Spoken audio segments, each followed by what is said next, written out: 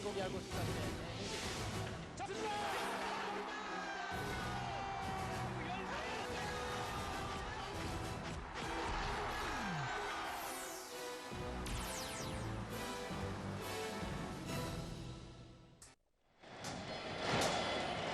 (1995년) 한국 시리즈 오비베어스와 롯데자이언츠의 대결. 그해 하위권으로 시즌을 마무리할 것이라는 전문가들의 예상. 그러나 베어스는 한국 시리즈에 진출했고 7차전에 이르는 팽팽한 접전을 벌인 끝에 우승까지 차지하게 됐다. 모두의 예상을 깬 기적 같은 결과였다.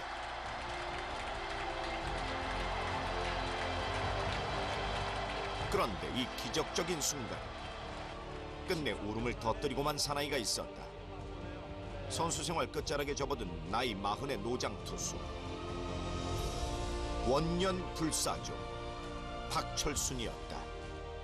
뭔가가 마음속에 울컥하는. 속에서 울으신 거, 속에서. 감동이라고 그래야 되나? 신적인 존재였고 아유, 정말 감개무량이죠. 정말 그럴 순간이 오리라고는 상상도 못했었고, 정말 하나님 감사합니다 그랬어요. 정말. 한국 프로야구 22연승의 기적을 만든 사나이. 팀의 우승과 자신의 선수 생명을 맞바꾼 사나이. 그러나 그는 4번 쓰러지며 5번 일어나 보였고 끝끝내 다시 마운드에 올라서서 인간 승리의 산 역사가 되주었다. 바로 영원한 불사조 박철순이다.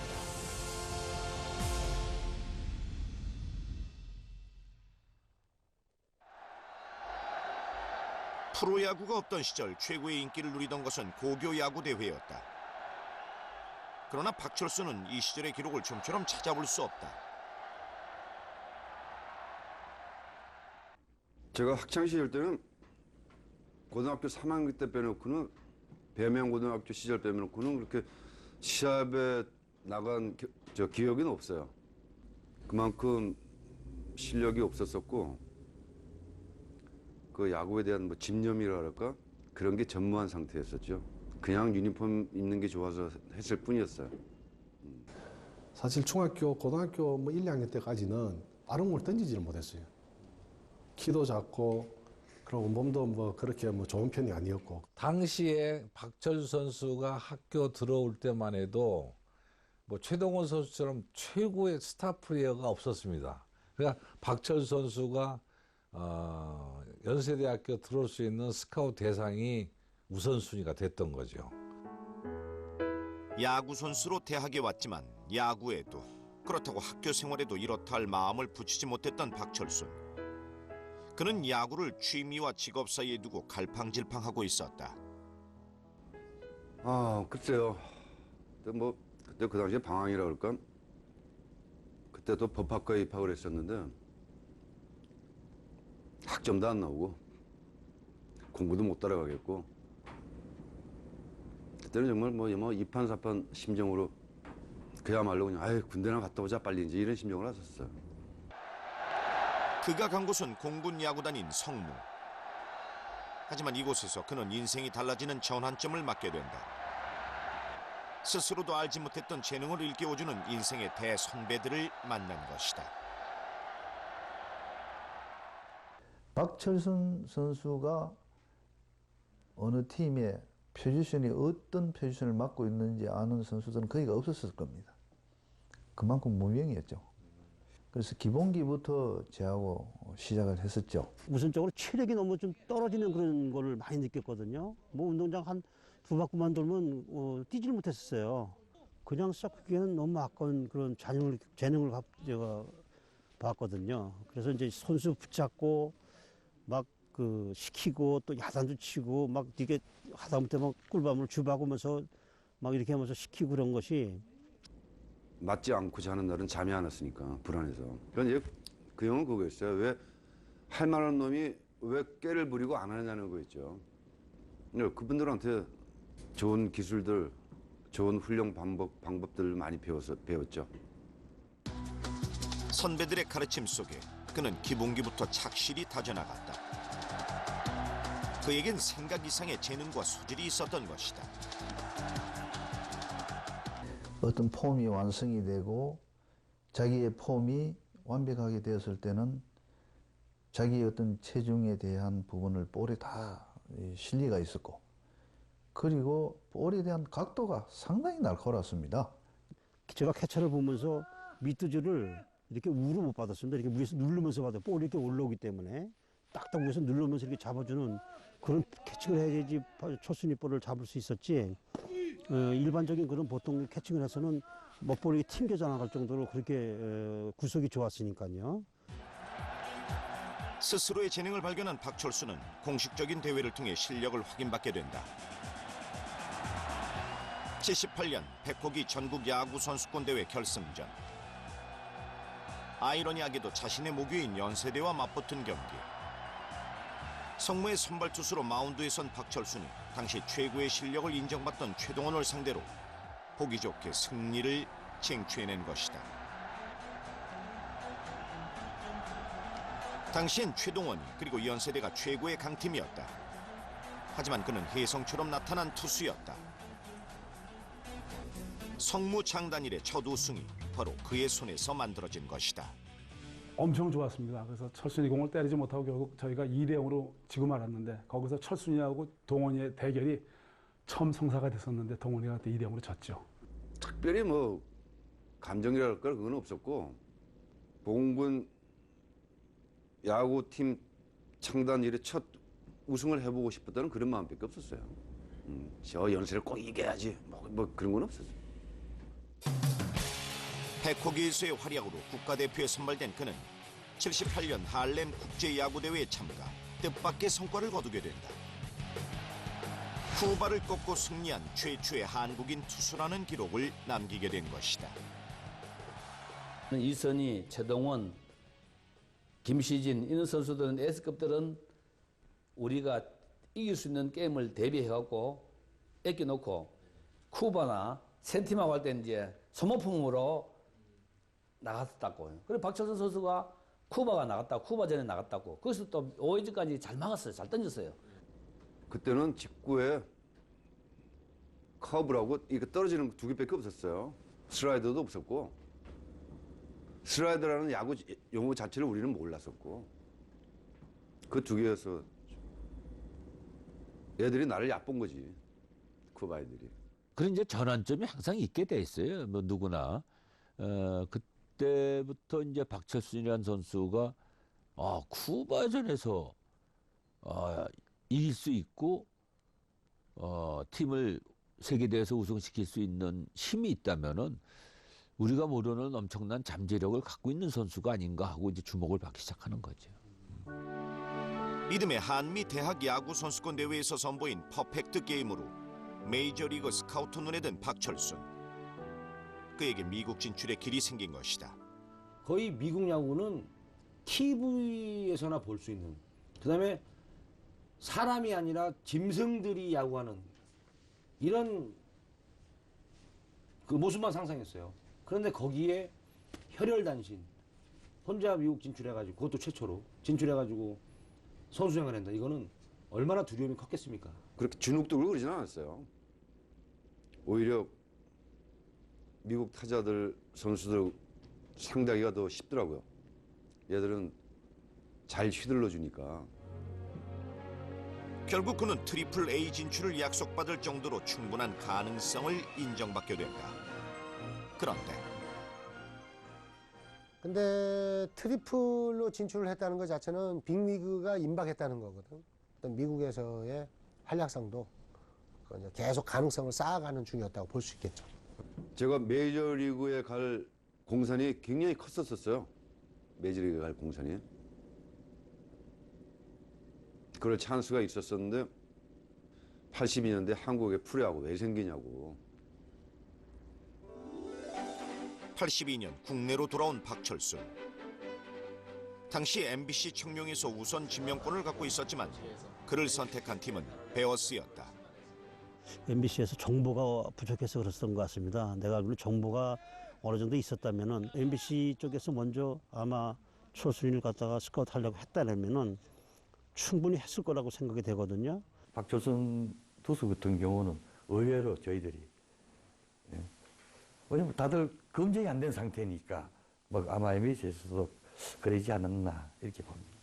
또 OBBS도 봐서 제가 볼 때는 박철순이는 그때 이제 미국 WA인가 아마 트리플에 있어가지고 바로 한국에 나와서 뛸 수 있는 선수였고 저는 투수를 무조건 원해서 박철순이를 데리고 온 거예요. 근데 지금 생각해도 제가 그런 행운을 접고 한국 와서 뛰었다는 건 후회를 안 해요. 그렇게 그는 메이저리거로서의 가능성을 접고 돌아와 본격적인 프로 선수 생활을 준비했다. 그래도 당시 선수 중 유일한 특급 대우 계약을 받은 상황. 그에겐 열정도 기대감도 그만큼의 희망도 커져만 갔다.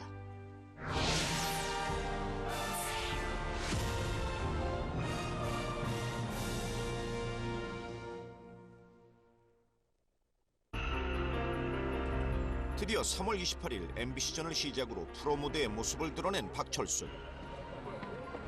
그런데 막상 공개된 그의 실력은 기대 이하였다. 미국이 탐냈다는 박철순이 겨우 이 정도라는 평이었다.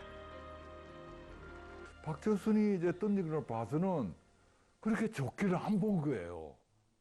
이상하다. 미국에서 그 WA 트리플에서 던졌다는 선수가 이 정도밖에 안 되나 하는 그런 참 굉장히 그 불만이었던 그런 그거였는데.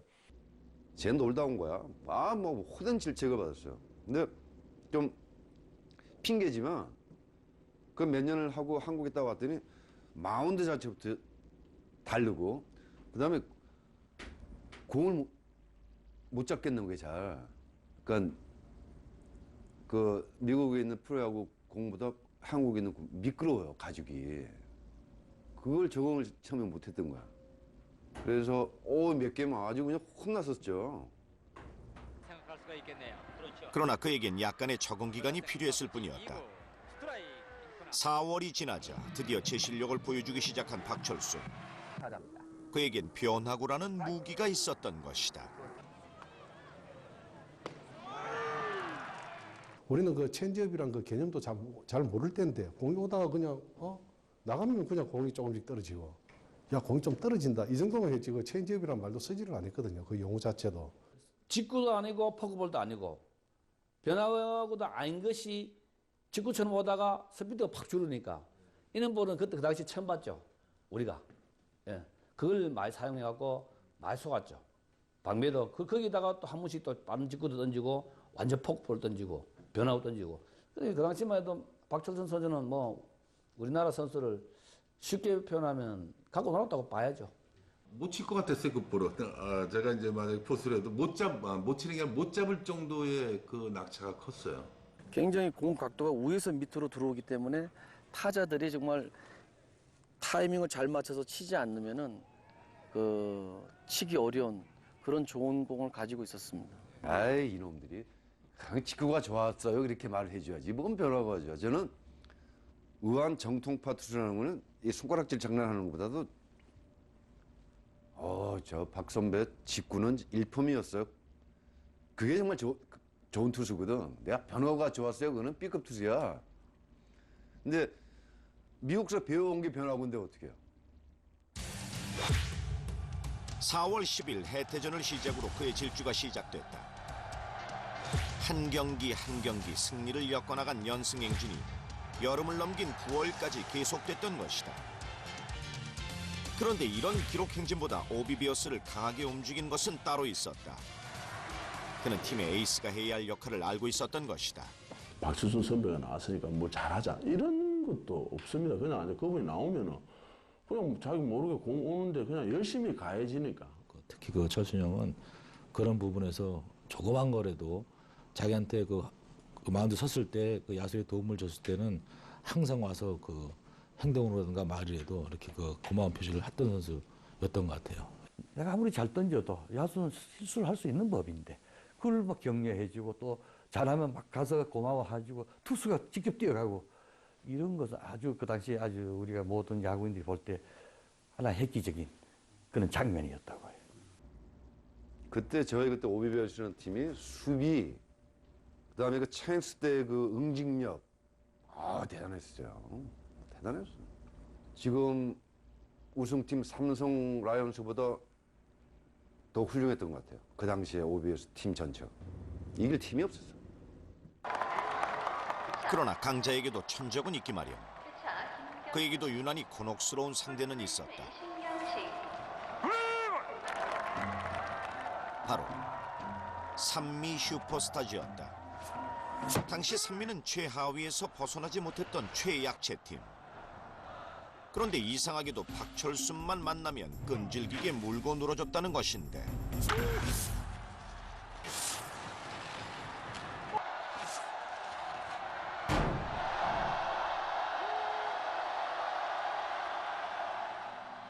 산미 슈퍼스타한테는 제 기억으로는 역전도 당하고 많이 맞은 걸로 기억되고, 특히 그 산미 슈퍼스타즈의 그 작은 형님들이 몇 분 계셨거든요.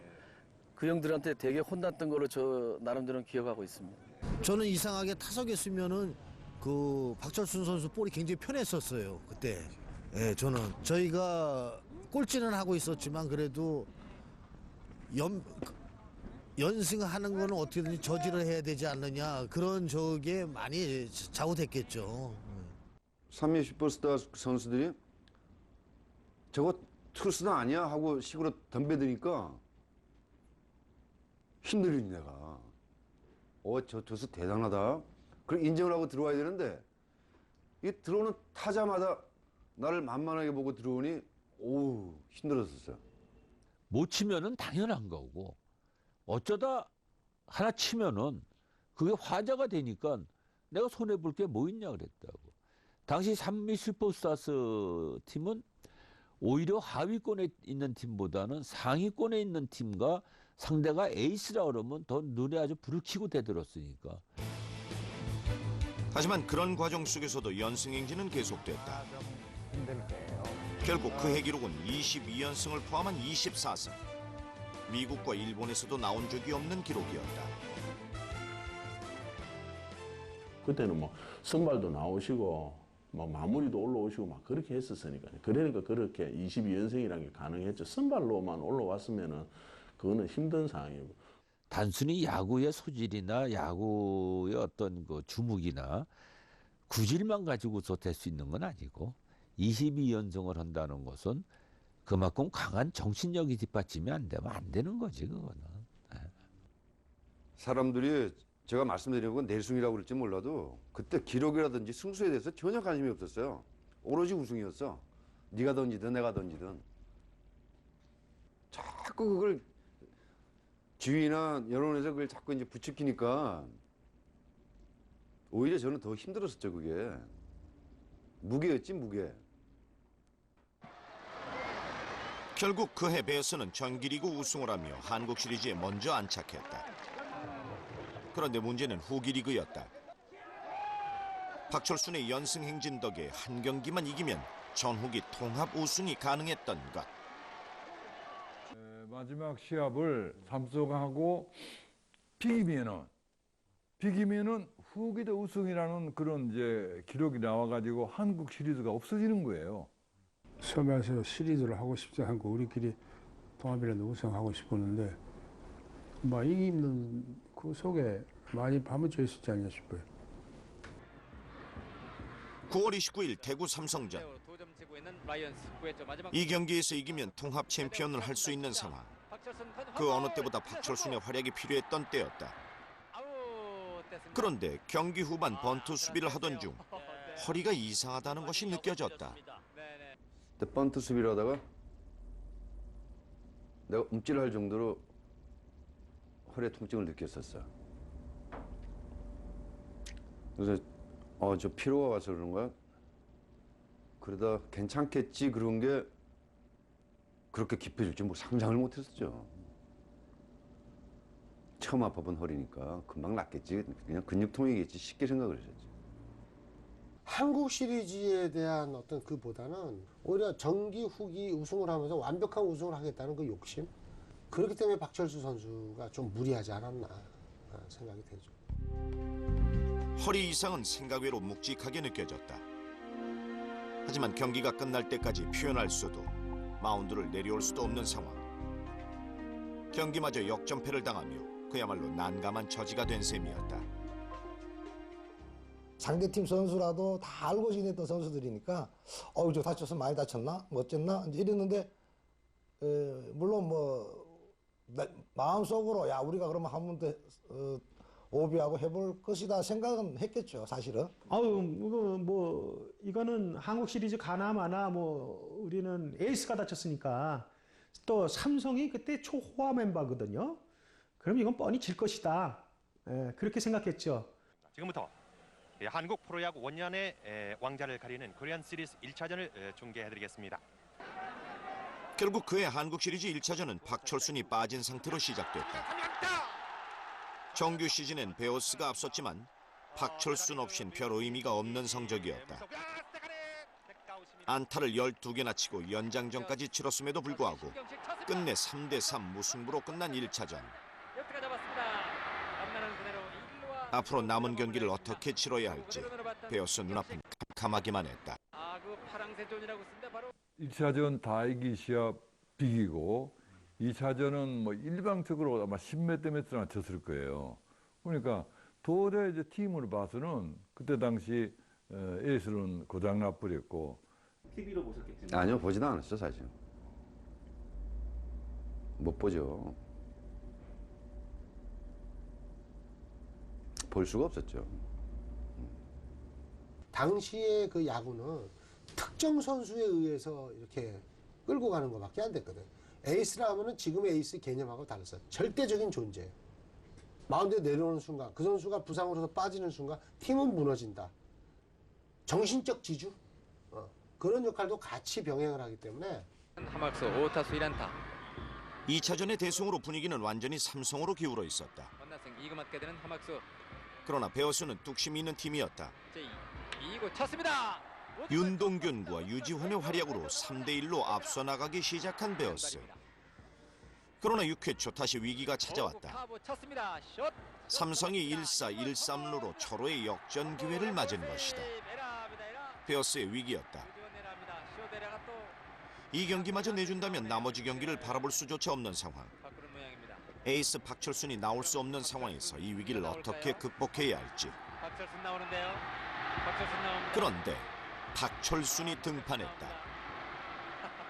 허리 부상으로 그토록 기다렸던 한국 시리즈 문턱조차 밟지 못했던 박철순이 나선 것이다. 사실 허리 부상 정도를 생각한다면 도저히 나올 수 없는 상황이었다. 하지만 박철순은 스스로 떨치고 일어나야만 했다.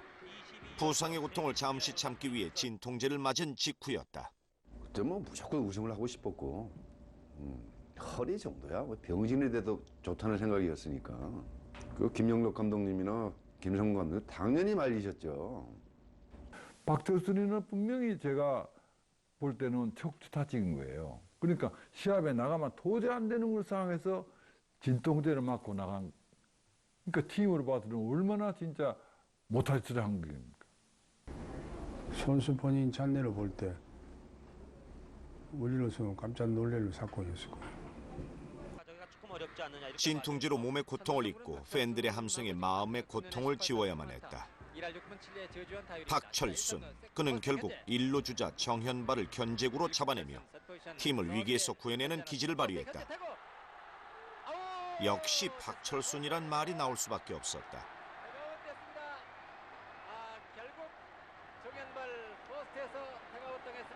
독이 오른 삼성의 추격은 계속됐다. 하지만 이번엔 베어스 전체가 움직이고 있었다. 진통제를 맞고 마운드에 올라선 동료가 있는 이상 더 이상 머뭇거릴 수 없었던 것이다. 투수가 아무래도 약하지 않느냐 이랬는데 박철순 선수가 나오더라고요. 그럴 때 우리가 또 힘을 얻었지. 우리는 이길 수 있다.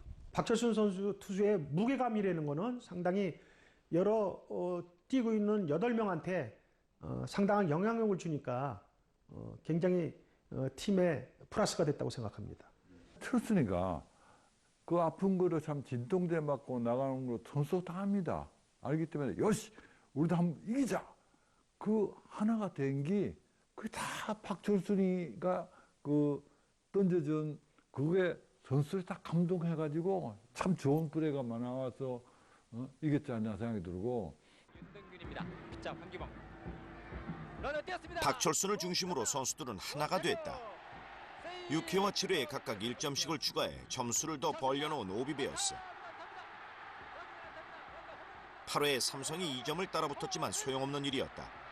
이미 베어스는 팀 전체가 탄력받은 공처럼 속도를 더하고 있었다. 결국 경기는 그대로 5대3으로 마무리. 베어스는 2차전의 대패를 소욕하며 시리즈에 대한 희망을 품게 되면 물론 에이스가 감수한 고통으로 인해 더욱 하나 되는 집중력을 발휘할 수 있게 된 것이다. 지금 말이죠. 2점 승부가 투아웃이기 때문에 나 앞으로의 진로가 내 일생이 무섭고 두려웠으면은 당연히 안 던졌죠. 나 또 내년을 바라봐야 되는데 그 당시에는 그때 그 순간이 제일 중요했었죠. 오비베어스라는 팀, 그 1년 동안 같이 동고동락하고 고생했던 팀, 선수 저는 그 꼭 우승을 해서 각 팀들하고 기쁨을 나누고 싶었죠. 네, 그런 욕심밖에 없었어. 그 시절에도 호강이라고 한 거는 나머지 피자들 갖고 이어갈 수밖에 없었는데 뭐 당연히 박철수가 던지겠다고 나오는 바람에 뭐 시리즈는 제대로 한 거죠. 4차전 역시 초반부터 삼성이 앞서 나가기 시작했다. 7회 말 무사 1, 2루에 또다시 구원 등판한 박철순. 천하의 박철순이라도 진통제로 고통을 참는다고 해도 이미 무너져가는 허리를 어쩔 수는 없는 노릇이었다. 삼성에게 연속 안타를 허용하면서도 꿋꿋하게 공을 던져야만 했던 박철순. 그에겐 한 구 한 구가 지옥과도 같은 고통이었다. 고전의 연속, 고전 연속이었지 마운드에서. 아주 그냥 등에 식은땀이 날 정도였으니까 던질 때마다. 정상적인 몸이 아니니까. 그러니까 저는 그때 올라갈 때 5회만 버티자. 그럼 심정으로 올라갔으니까. 5회만 버티면 이길 수 있다. 사실 몸이 상당히 안 좋았거든요. 그 일반 팬들한테 그 아는 것보다는 훨씬 안 좋은 상태에서 공을 던졌기 때문에 저 선수가 아픈데도 나왔는데 우리는 뭐 멀쩡한데 왜 못 이기냐? 우리도 한번 해보자. 이제 마지막이 될 수 있는 6차전. 박철수는 선발 등판했고 양팀의 3대3 동점을 만들며 9회까지 다다랐다. 그런데 9회 초 1-3알루의 신경식이 밀어내기 볼넷으로 추가 득점에 성공했고 이제 타석에는 5번 타자 김유동 선수. 이어 타석에 들어선 김유동이 또 9회 말에서 반격을 할 수 있으니까 우선은 여기서 실점을 막아야 되는 거야. 네. 쳤습니다. 네, 높이에서 붙입니다. 자, 왼쪽 담장을 넘기느냐, 왼쪽 담장을 넘기느냐. 좌측 담장을 넘기는 홈런을 날려 순식간에 점수를 8대3으로 벌려놓은 것이다. 이것이 바로 승패를 가로지르는 말루 홈런이었다. 조금 전에도 말씀드렸습니다만 사구로서 말이죠. 베이스볼 볼드로서 점수가 낮게. 아주 중요한 한국 역사에 남는 게임인데 거기서 역전 만루 홈런이라는 건 무슨 다시 그런 드라마가 있을까? 네, 완전히 끝난 상황이었어요. 상황은 종료 끝이야. 종료야 종료. 그런 상황에서 뒤집기는 거의 불가능하다고 봐야죠. 아무리 삼성이라 해도. 그 당시에 중간 또 마무리 이런 보직만 정확하게 정했으면 삼성도 한번 해볼만 했었는데 그런 개념 없이 게임을 하다 보니까 결국 아까 말씀하셨지만 그 박철순 선수에 대한 그 힘에서 삼성이 이제 결국 지게 되는 거죠. 이제 9회 말 삼성의 마지막 공격. 자, 2사에 그러나 이미 승패는 한쪽으로 완전히 기울었다. 투수키를 넘겼습니다. 유지현 잡았습니다. 러닝스로 오비베어스가 83년 한국 시리즈의 주인공으로 등극하는 순간이었다. 오비베어스가 꿈의 구현이라고 일컬어지는 코리안 시리즈 6차전도 승리를 장식을 해서 4승 1무승부 1패로 승리를 안았습니다. 네, 뭐 결론적으로 말씀. 소감이야 프로에서 처음에 우승이니까 누구나 기뻤고. 선배님들이나 이런 그 감독님들 이렇게 스태프들이 하나가 돼서 그런 부분에서 우승했던 것이니까 좀 더 기쁨도 컸고 저희들이 해냈다는 그런 생각이 제일 먼저 컸었고요. 그 뭐 저는 뭐 들어갈 틈이 없어가지고 옆에 서서 저 혼자만 뛰고 있는데 형들이 다 이렇게 안고 있어서 들어갈 틈이 없어가지고. 그거 어떻게 말로 표현이 되겠습니까? 뭐 수고했다, 축하한다, 뭐 그런 말들이 어디 있어요? 그때는 몸으로 다 느끼는 거지 뭐. 감동의 순간이었죠. 그때는 허리 아픈 게 어디 있어? 지금 이 순간만은 이제 야구 못해 좋다. 됐다 이제. 이 순간을 위해 참은 고통이었다. 무너져가는 허리를 억지로 붙잡아가며 온 힘을 다해 공을 던진 대가는 오직 이 순간뿐이었다. 하지만 우승을 위해 선수를 혹사시켰다는 이유로 감독은 거센 비난을 감수해야만 했다. 인간적인 도의가 아니라는 것이었다. 박철수 생각하면은 정말 그 눈물도 나고 그 미안한 입장에서 조금 더 내가 팀 우승 안 했더라도 안 냈으면은 이런 참 그거는 없었지 않냐. 82년 우승해서 모든 사람이 좋았지만 먼 훗날 볼 때는 참 철수님한테는 너무 참 안 됐고 미안한 그게 항상 저는 이제 철수님한테는 참 죄책감을 느끼고 있습니다. 아유, 그 아버님 생각만 해도 제가 죄송하지. 제가 감사드리지. 그분한테, 그분이 저한테 미안할 거 하나도 없어요. 그분이 저 때문에 얼마나 욕을 많이 얻어 드셨는데 제가 죄송하죠. 정말 저 때문에 말도 안 되는 욕을 먹고 힘들어 하시고 그랬는데. 야구 선수라면, 적어도 그 팀을 대표하는 에이스라면 당연히 그렇게 하는 게 맞는 것이라고 박철수는 생각했다. 하지만 사실은 잘 몰랐을 수도 있다. 이날 승리와 맞바꾼 부상이 어떤 것이었는지 사실 잘 몰랐을지도 모른다.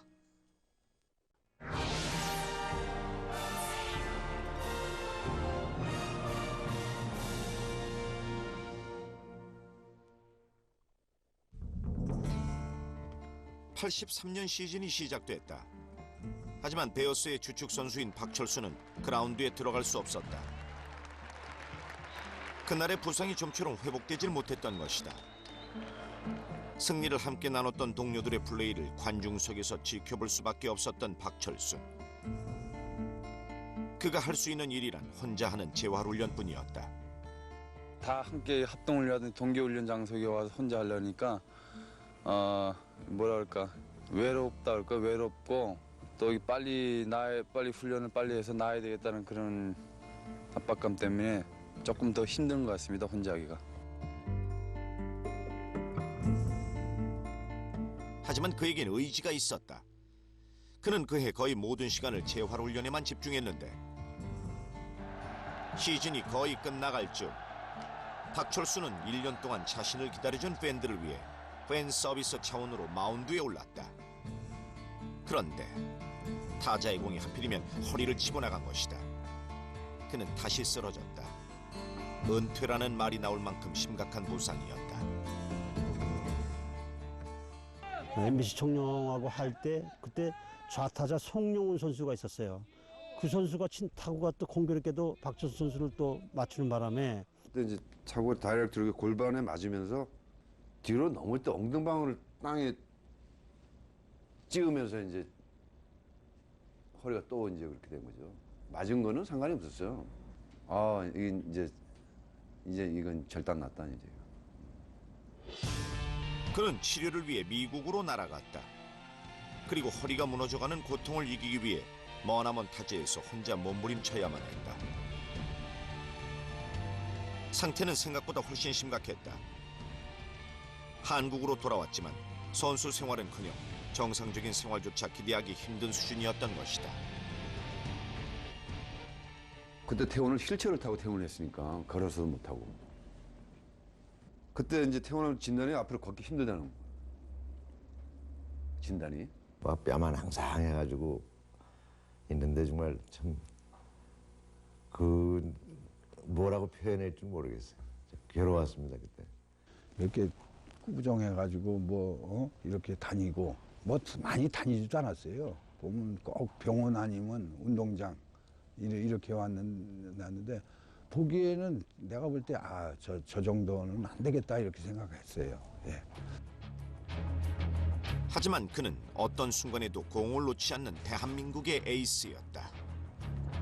보란 듯이 일어나 걷고 뛰는 모습을 보여주고 싶었던 것이다.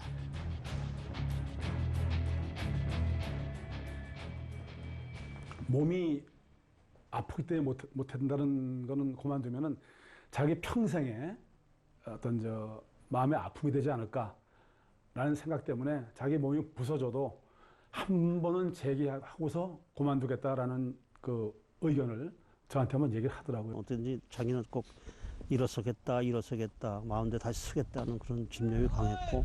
제 가족도 있었을 거고, 오비베어스라는 팀도 있었을 거고, 동료들, 친구들, 후배들 다들 덕이죠. 근데 그걸 이겨내고 일어날 수 있는 제일 큰 원동력은 자기 자신이에요. 자신밖에 없어. 스스로를 믿고 그는 끝끝내 다시 일어섰다. 그리고 정상적인 생활로 돌아가는 것은 물론 선수로서도 재기하는 모습도 보여주길 원했다. 마운드를 떠난 박철수는 더 이상 의미가 없다고 생각했기 때문이다. 오랜 시간 그는 재기를 준비했다.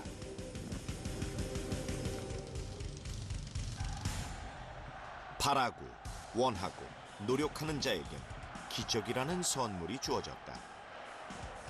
걷기조차 힘들 것이라는 주위의 예상을 뒤집고 그가 다시 마운드에서 펄펄 나는 모습을 보여준 것이다. 86년 8월 9개월 만에 첫 승. 그리고 그는 그 해에만 13경기에 올랐다. 그에게 불사조라는 별명이 붙은 것도 바로 이때부터였다.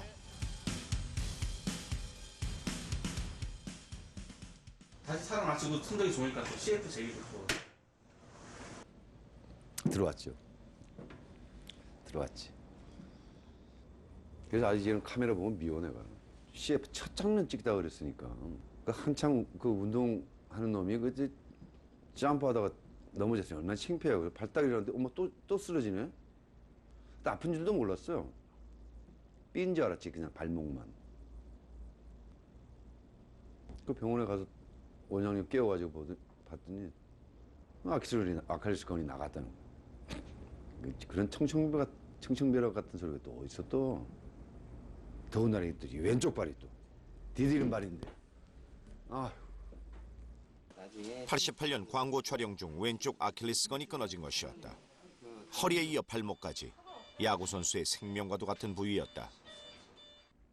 어쨌든 빨리 수술만 하는 게 현명한 거 아니야. 절망만 하고 있을 수는 없잖아. 뚝섬 경마장이 있었어. 그 안에 퍼블릭 골프장이 있었어요. 거기에 매일 새벽 3시에 갔었어. 그러니까 치고 공 쫓아러 다니는 거였어요. 사람들 피해를 안 주기 위해서. 어쩔 수 없이 걸어야 되니까. 응? 이러면서 거의 1년을 다녔어요. 360일 다녔어. 내려오더라고 뒤꿈치가. 그래서 사람이라는 게 참 얼마나 간사한지 뒤꿈치가 딱 닿으니까 뛰고 싶은 거야. 응? 그 달리다 보니까 또 던지고 싶은 거야. 부상에서 재활을 해서 140을 넘게 던지는 걸 보고 박영민 단장이 너무너무 기뻐하더라고요. 145 가까이 나와! 막 이러면서 너무 좋아하더라고요. 불사조는 죽지 않고 다시 살아나 헐헐 날아야 하는 것이었다. 김성한. 오른쪽 타석에는 김성한. 스스로 땅에 닿지 않는 발꿈치를 재활훈련으로 극복한 후 다시 마운드에 올라선 박철순. 타자 한 명만을 남겨놓고 있습니다. 4번 타자 홍현우 투-쓰리 제8구. 그는 90년 7월 해태와의 경기에서 완봉승을 기록하며 건재함을 과시했다. 1500일 만에 완봉승. 박철순 스스로에게는 그 어떤 경기보다 감격스러운 순간일 수밖에 없었다. 나이 먹은 저 늙은 투수한테 우리가 당했다라는 그런 패배감보다는 정말 멋진 선배다. 정말 존경하고 싶은 선배다라는 그런 운동선수만의 그런 감정이 있죠. 야구를 딱히 좋아하지 않은 팬들조차도 불사조 박철순을 향해서 아마 가슴 뭉클한 그런 박수를 치는 순간이 아니었나. 삼진 잡으시는 거 보면 막 3명, 4명, 5명까지 연속으로 삼진 잡으시고 그래요. 좋으실 때는. 그때마다 막 진짜 저도 깜짝깜짝 놀랐죠. 참 저 친구는 다치기도 잘 다치지만은 상당히 의지력이 강하지 않나. 다시 살아 돌아오는 이런 게. 그래서 오죽했으면 우리 거기서 불사조라는 얘기까지들 전부 다 그런 별명까지 붙여주고 그랬습니다. 운명이었던 것 같아요. 마운드가. 세워야 될 수밖에 없는 운명이었던 것 같아요. 타고난 게. 안 그러고서야 정말 온 사지가 절단난 몸으로 마운드에 오를 수가 없지. 무너져 내리는 허리를 바로 세우고 부러져버린 발목을 다시 맞추는 고통을 이겨내고 끝끝내 돌아온 에이스 박철순. 그에겐 남은 꿈이 있었다. 코참으로서 꼭 이뤄야 할 꿈이었다.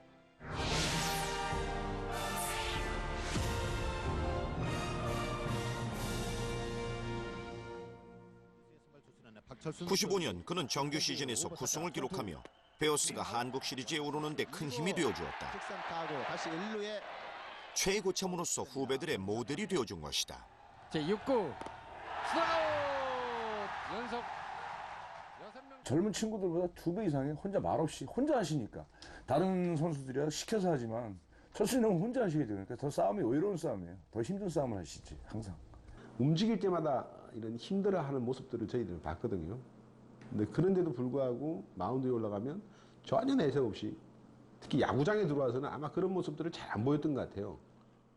다른 선배들이 열마디 하는 것보다 그냥 박철순 선배님은 말보다는 행동으로 먼저 보여주시고 솔선수범해 주시고 했기 때문에 그냥 그 옆에 계시다는 거 하나만으로도 큰 힘이 됐습니다, 후배들한테.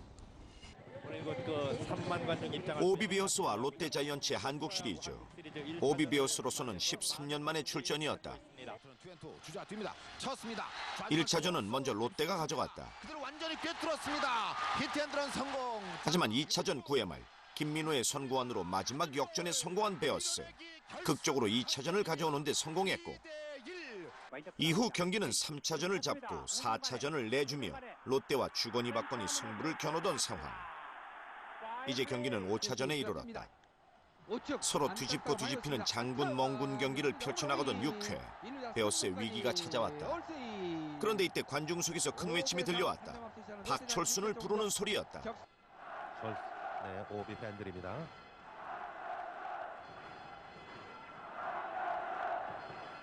자, 1루 쪽 센터. 결국 마운드에 오른 박철순. 82년 이후 13년 만에 한국 시리즈 무대였다.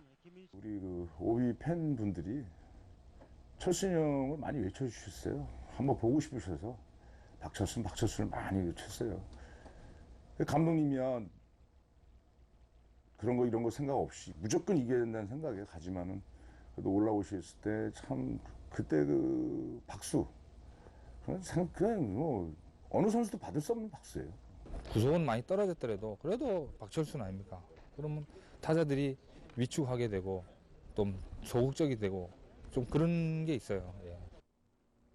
여기서 내가 못 던지게 되면 팀이 패를 하게 되는데 그 중요한 시에 패라는 건 의미가 굉장히 크잖아요. 이거 무슨 수술로도 막아야 된다 이거는. 강성호 8번 타자예요. 5차전 팀의 위기 상황에서 팬들의 푸름 아래 그 모습을 드러낸 박철순. 9구 스윙 스트라이크 아웃 당하는 팀의 최고참으로서 어쩌면 마지막이 될 수도 있는 무대였다. 스트라이크 아웃 당하는 김민호. 공 하나하나에 온 몸과 마음을 담아 포수를 향해 던지는 모습. 비록 객관적인 실력은 13년 전 그날만 못할 수도 있지만 그 마음만큼은 13년 전 그날과 다를 것이 없는 똑같은 것이었다.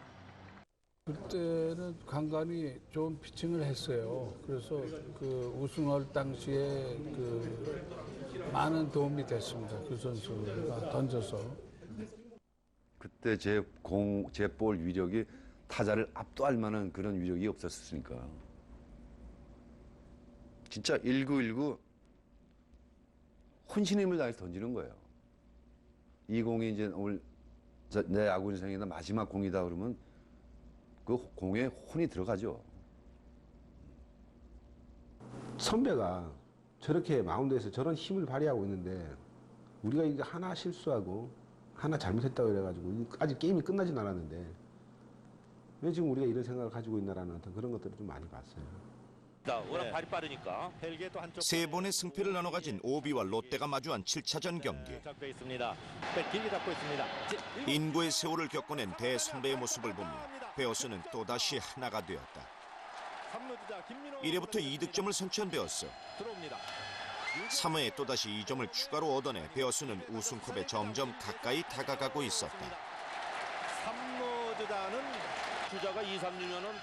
이제 마지막 롯데의 공격. 그러나 롯데는 전세를 뒤집지 못했다.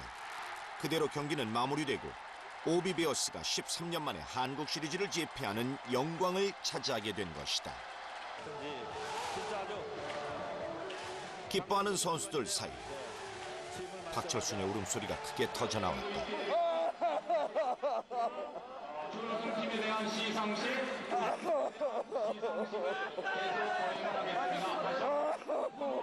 시간은 충분합니다. 잠시 진정 정비를 좀 했으면 좋겠습니다. 여러분 다시 한번 양 팀의 지난 고통의 세월이 한꺼번에 보상받는 순간이었다. 선수들은 박철순을 높이 들어올렸다. 이해의 우승은 그가 만들어낸 작품이라 할 만했던 것이다. 그러니까 그 철순이 형 자체가 얼마나 그 팀에서 크게 비중을 차지하시고 그 존경받는 선배님이셨는지는 그걸 보면 이제 알죠. 뭐 누가 하랄 것도 없어요. 자동으로 그렇게 된 거예요. 당시 우승을 하고 나서 보여주셨던 눈물이라든지 이런 부분들을 아마 보고 우리가 우승한 것 자체만 해도 참 감동이라고 생각을 하는데 근데 우리보다도 더 원년도 우승하고 거의 15년의 시간이 흐른 후에 그 자리에 다시 서서 그 우승을 같이 했던 그런 선배에 대한 어떤 그런 후배들의 존경심이랄까. 어떤 상징적인 인물이었기 때문에 그냥 뭐 최고령 베테랑 선배가 아닌 오비베어스의 상징이 되는 선수였기 때문에 충분히 뭐 자연스러운 행동이었습니다. 그건.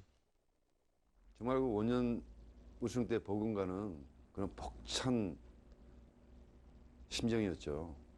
감동이었죠. 내가 부상에서 재기하는 것보다 더 기뻤으니까. 후배들도 대견스러웠고 고마웠고 그랬죠. 그렇게 그는 평생의 한을 풀고 선수로서의 마지막을 맞이했다. 프로야구 선수 생활 16년. 이제 스스로 마운드를 떠나기로 결정한 것이다.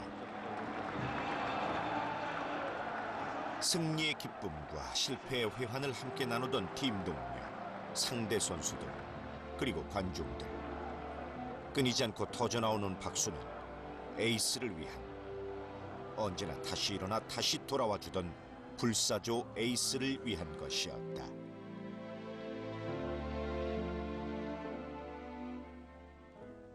많이 찡했죠. 그래서 나도 저런 선수가 될 수가 있을까. 야구로서 또 다른 인생을 살아가는 그런 모습을 후배들한테 보여주는 그런 시작이 아니었나.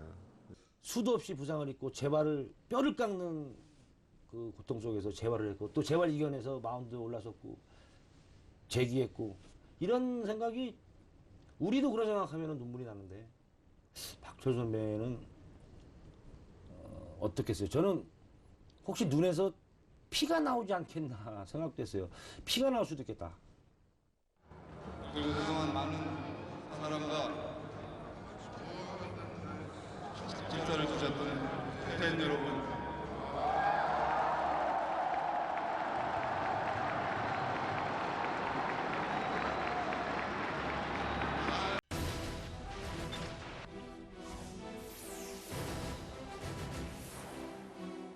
한국야구 스타트의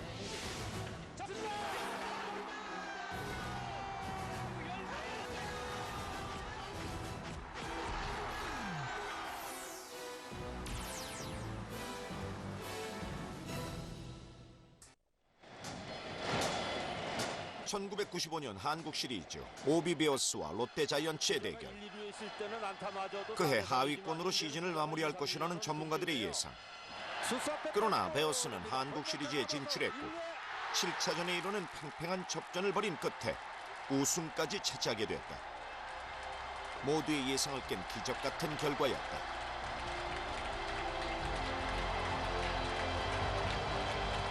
그런데 이 기적적인 순간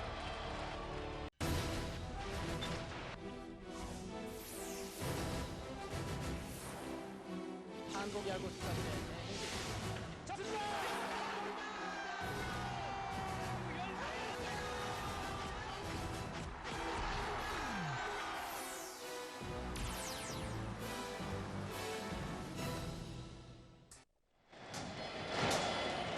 (1995년) 한국 시리즈 오비베어스와 롯데자이언츠의 대결. 그해 하위권으로 시즌을 마무리할 것이라는 전문가들의 예상. 그러나 베어스는 한국 시리즈에 진출했고 7차전에 이르는 팽팽한 접전을 벌인 끝에 우승까지 차지하게 됐다. 모두의 예상을 깬 기적 같은 결과였다.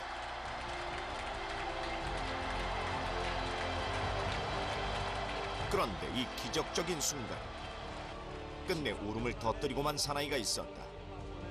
선수 생활 끝자락에 접어든 나이 40의 노장 투수. 원년 불사조 박철순이었다. 뭔가가 마음속에 울컥하는 속에서 울으신 거 속에서 감동이라고 해야 되나? 신적인 존재였고 아유, 정말 감개무량이죠. 정말 그럴 순간이 오리라고는 상상도 못했었고 정말 하나님 감사합니다 그랬죠. 정말. 한국 프로야구 22연승의 기적을 만든 사나이. 팀의 우승과 자신의 선수 생명을 맞바꾼 사나이. 그러나 그는 4번 쓰러지며 5번 일어나 보였고 끝끝내 다시 마운드에 올라서서 인간 승리의 산 역사가 되주었다. 바로 영원한 불사조 박철순이다.